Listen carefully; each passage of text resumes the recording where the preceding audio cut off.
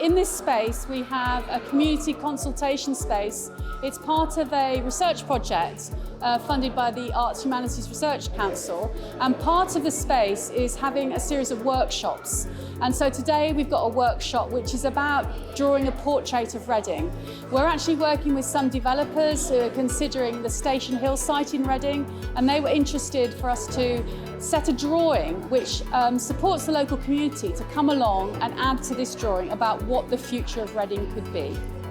We find it beneficial to working with students and really with young people and the people that occupy the spaces that we work in, because we want to enhance this notion of co-creation and co-design, where it's this notion of actually designing things that are for the future of a space with the people that occupy it, for the people that occupy it, really. And then that can go into the design, the artistic briefs, and sort of the future public art commissioning in the space. What we're doing today is mapping Reading, or painting a portrait of Reading, and just setting up a base to which people can add their hopes, their dreams, their vision of the future, really. To sort of think about what they want to change and what they want to see if they came back in 10 or 50 years' time. What do they hope for? How could it be better? What don't they like? What do they want to change? All of those things. So this is a base on which people can add over the coming weeks their own ambitions and drawings, sketches, collaged photographs, words, poems, whatever.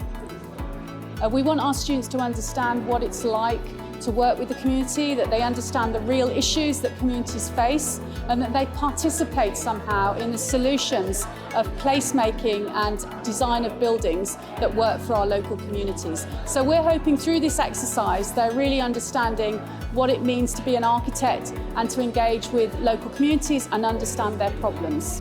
I think it's made us think about Reading in a different way. So obviously we come here as students, so it's quite easy to think of it as just sort of the place of, you know, where we go to university. But actually to look at like the different things that it holds, so it's obviously quite multicultural. To be able to think about that and where, you know, how that affects the city. So it's actually quite nice to sort of see the memories and the opinions that different people have, so that we can start to embed that into our projects, and sort of what's the values people have on these spaces, and what do people find interesting, or what did they have that happened here that sticks in their mind as a memory. I learned quite a lot, to be honest. I think it's a good way of engaging with the community and finding out what they do want. We've had some projects in Reading, and it was interesting to see, you know, in terms of design, what they wanted and what they didn't want. So that helped things going forward with a design perspective. Usually architecture students are divorced from the world. They're in a studio, they don't have any contact with the town or city that the architecture school is in. Here, the architecture school has come to the high street, and there are people mingling with architecture students, talking to them about what they care about.